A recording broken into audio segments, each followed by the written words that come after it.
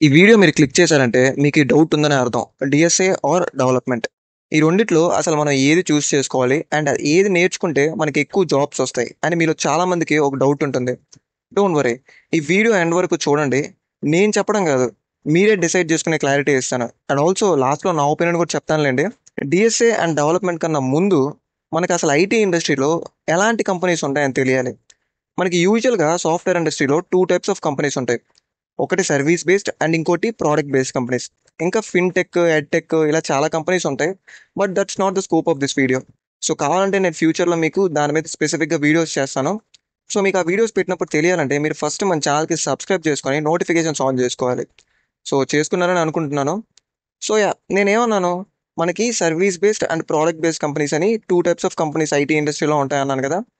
Product based companies అంటే ఈ Google, Microsoft, Amazon, Flipkart, Netflix ఇవన్నీ ప్రోడక్ట్ బేస్డ్ కంపెనీస్ అనమాట. అంటే వాళ్ళ ప్రోడక్ట్స్ మీద వాళ్ళు వర్క్ చేస్తారు. ఫర్ ఎగ్జాంపుల్ ఇప్పుడు గూగుల్ తీసుకోండి. గూగుల్‌కి యూట్యూబ్, జీమెయిల్, గూగుల్ మ్యాప్స్ ఇవన్నీ గూగుల్ ఓన్డ్ కంపెనీస్ కదా! అంటే వీళ్ళు సాఫ్ట్‌వేర్ ఇంజినీర్స్‌ని హైర్ చేసుకుంటే వాళ్ళు ఈ ప్రొడక్ట్స్ మీద వర్క్ చేస్తారనమాట. Okay. And service based companies అంటే ఈ టీసీఎస్, ఇన్ఫోసిస్, విప్రో, యాక్సెంచర్, క్యాప్‌జెమినై ఇవన్నీ సర్వీస్ బేస్డ్ కంపెనీస్ అనమాట. వీళ్ళకి వాళ్ళకంటూ ఒక ఓన్ ప్రోడక్ట్ ఉండదు. లైక్ ఇప్పుడు ఈ యూట్యూబ్ అండ్ నెట్‌ఫ్లిక్స్ తీసుకోండి.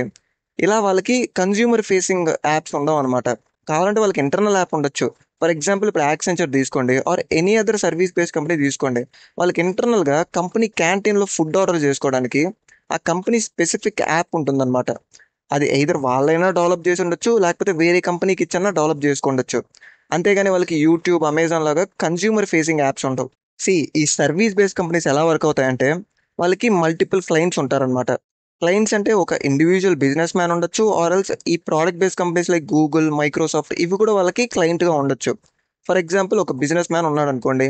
వాడి దగ్గర డబ్బుంది. కానీ కోడింగ్ స్కిల్స్ లేవు. వాడు ఏం చేస్తాడు? ఈ సర్వీస్ బేస్డ్ కంపెనీస్ ఉన్నాయి కదా!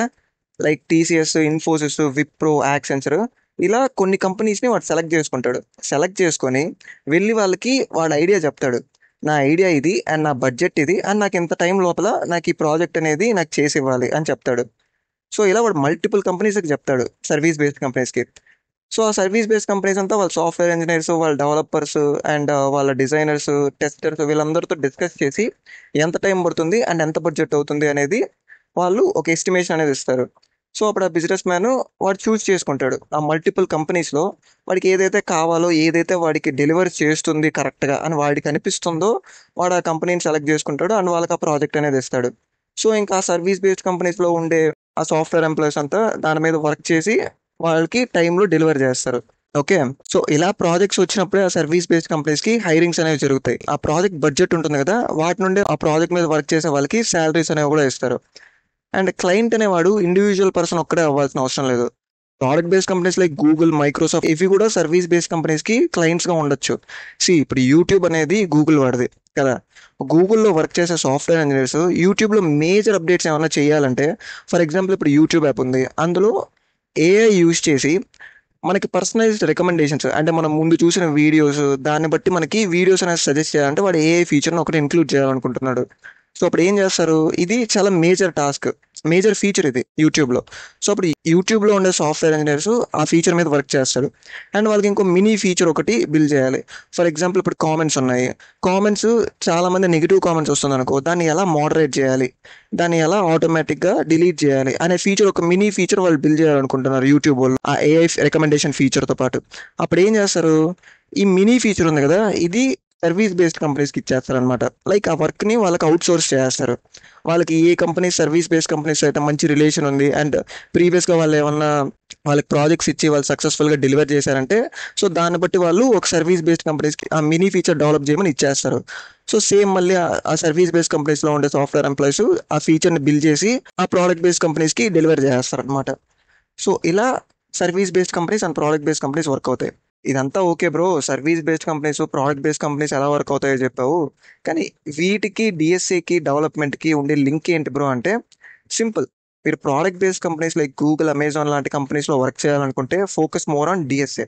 అలా అని చెప్పానని చెప్పి మీరు డెవలప్‌మెంట్‌ని పూర్తిగా ఇగ్నోర్ చేయకండి. ఎక్కువ టైము డీఎస్ఏకి ఇవ్వండి అండ్ కొంచెం తక్కువ టైము డెవలప్‌మెంట్ మీద కూడా ఇవ్వండి. కానీ 2 ప్యారలల్‌గా నేర్చుకోండి. ఎందుకు అలా అన్నానంటే సీ బట్ ప్రోడక్ట్ బేస్డ్ కంపెనీస్కి ఆల్రెడీ ఒక ఫుల్లీ డెవలప్డ్ ప్రోడక్ట్ అనేది ఉంటుంది. అండ్ ఆ ప్రోడక్ట్కి మిలియన్స్ ఆఫ్ యూజర్ బేస్ కూడా ఉంటుంది. ఇప్పుడు యూట్యూబ్ ఎంతమంది వాడతారు రోజుకి? మిలియన్స్ ఆఫ్ యూజర్స్ వాడుతూ ఉంటారు. మరి అంతమంది యూజ్ చేసేటప్పుడు యూట్యూబ్ స్లోగా వీడియో బఫర్ అవుతూ యాప్ అనేది స్ట్రక్ అవుతూ ఉంటే మనం వాడతాం ఆ యాప్ని? వాడం కదా. వేరే బెటర్ ఆల్టర్నేటివ్ యూట్యూబ్ కన్నా ఏదన్నా ఉంటే దానికి స్విచ్ అయిపోతాం. అప్పుడు యూట్యూబ్కి బిలియన్స్ ఆఫ్ డాలర్స్లో లాస్ అనేది వస్తుంది. సో ఒక సాఫ్ట్వేర్ ఇంజనీర్ ఏం చేస్తారంటే అప్పుడు డిఎస్ఏ అనేది తనకి మంచి గ్రిప్ ఉంటే డిఎస్ఏలో తన అందులో ఉండే different algorithms and programming techniques ఇవన్నీ వాడి ఆ యాప్ని ఎలా ఆప్టిమైజ్ చేయొచ్చు అండ్ ఎలా స్కేల్ చేయొచ్చు అనే దాని మీద ఫోకస్ చేస్తారనమాట. సో అందుకని డిఎస్ అనేది కీ రోల్ ప్లే చేస్తుంది ప్రోడక్ట్ బేస్డ్ కంపెనీస్లో. సో మీరు ప్రోడక్ట్ బేస్డ్ కంపెనీస్ మీ టార్గెట్ అయితే focus more on DSA and development కూడా నేర్చుకుంటూ ఉండండి. సర్వీస్ బేస్డ్ కంపెనీస్కి వస్తే ఎక్కువ డెవలప్మెంట్ మీద ఫోకస్ చేయండి, డెవలప్మెంట్ అండ్ ప్రాజెక్ట్స్ మీద. ఎందుకంటే ఈ సర్వీస్ బేస్డ్ కంపెనీస్కి వాళ్ళకంటూ ఒక ఓన్ యాప్ ఉండదు. వాళ్ళకి ఏమవుతుంది, క్లయింట్ వచ్చి వాళ్ళకి ప్రాజెక్ట్స్ ఇస్తాడు. సో అప్పుడు ఆ సర్వీస్ బేస్డ్ కంపెనీస్లో ఉండే వాళ్ళు ఎంప్లాయీస్ ఎంత ఫాస్ట్గా వర్క్ని డెలివర్ చేయగలుగుతారో దాన్ని బట్టి వాళ్ళ బిజినెస్ అనేది జరుగుతుంది. సో వీళ్ళు ఏం చూస్తారు, ఎవరికైతే ఆల్రెడీ ప్రాజెక్ట్స్ బిల్డ్ చేసే స్కిల్స్ ఉంది, డెవలప్మెంట్ చేసే స్కిల్స్ ఉందో వాళ్ళని హైర్ చేసుకుంటారు. సో అందుకని మీరు ఒకవేళ ప్రోడక్ట్ బేస్డ్ కంపెనీస్ అయితే focus more on DSA, service based companies అయితే డెవలప్మెంట్ అండ్ ప్రాజెక్ట్స్ మీద ఎక్కువ ఫోకస్ చేయండి. అలా అని ఒకటి నేర్చుకునేటప్పుడు ఒకటి ఇగ్నోర్ చేయకండి. ప్రోడక్ట్ బేస్డ్ కంపెనీస్ అయితే ఎక్కువ టైం డిఎస్ఏకి ఇవ్వండి, తక్కువ టైం డెవలప్మెంట్కి ఇవ్వండి. సర్వీస్ బేస్డ్ కంపెనీస్కి అయితే ఎక్కువ టైం డెవలప్మెంట్కి ఇవ్వండి, ప్రాజెక్ట్స్కి ఇవ్వండి అండ్ తక్కువ టైం డిఎస్ఏకి ఇవ్వండి. అంతేగాని ఏది పూర్తిగా ఇగ్నోర్ చేయకండి. అండ్ మీరు నోటీస్ చేస్తే ఈ ప్రోడక్ట్ బేస్డ్ కంపెనీస్ హైరింగ్ చేసేటప్పుడు వాళ్ళకి డిఎస్ఏ రౌండ్ అని కూడా ఉంటుంది. అండ్ సర్వీస్ బేస్డ్ కంపెనీలో సేమ్ అలాగే మనకి యాప్టిట్యూడ్ అండ్ రీజనింగ్ మీద ఎగ్జామ్ పెడతారు. ఎందుకు? బికాస్ ఒక జాబ్ అప్లికేషన్ వచ్చినప్పుడు దానికి కొన్ని వేలల్లో అప్లికేషన్స్ వస్తాయి. సో ఇప్పుడు వాడికి స్కిల్ ఉన్నా లేకపోయినా అంతమంది అప్లై చేస్తే వాడు ఎలా క్యాండిడేట్స్ని ఫిల్టర్ చేయగలుగుతాడు? సో అందుకని ఏం చేస్తారంటే ప్రోడక్ట్ బేస్డ్ కంపెనీస్ అనేవి డిఎస్ఏ రౌండ్ పెడుతుంది. సో ఆ డిఎస్ఏ రౌండ్లో ఎవడైతే క్వాలిఫై అవుతాడో వాళ్ళని నెక్స్ట్ రౌండ్కి పంపిస్తుంది, మిగతా వాళ్ళని ఫిల్టర్ చేస్తుంది కదా. సో సేమ్ అలా సర్వీస్ బేస్డ్ కంపెనీస్ కూడా యాప్టిట్యూడ్ రీజనింగ్ పెడుతుంది. దాంతో క్వాలిఫై అయిన వాళ్ళు నెక్స్ట్ రౌండ్కి వెళ్తారు, దాంతో క్వాలిఫై అయిన వాళ్ళు ఆబ్వియస్లీ ఫిల్టర్ అయిపోతారు. సో అందుకని మనకి డిఎస్ఏ అనేది ప్రోడక్ట్ బేస్డ్ కంపెనీస్లో అందుకని కూడా యూజ్ అవుతుంది అనమాట. అండ్ నా సజెషన్ ఏంటంటే మీరు ఇప్పుడే ఇంజనీరింగ్లో జాయిన్ అయ్యి ఉంటే ఫస్ట్ 2 years డిఎస్ఏ మీద ఫోకస్ చేయండి. And third and fourth year development మీద ఫోకస్ చేస్తూ డిఎస్ఏ కూడా డైలీ ప్రాక్టీస్ చేస్తూ ఉండండి. బికాస్ ప్రాక్టీస్ చేయకపోతే ఆబ్వియస్లీ మనం మర్చిపోతాం. సో అందుకని ఒకదానికే పూర్తిగా స్టిక్ అవ్వకుండా రెండు ప్యారలల్గా మీరు టైం అనేది మీరు సెట్ చేసుకొని రెండు ప్రాక్టీస్ చేస్తూ ఉండండి.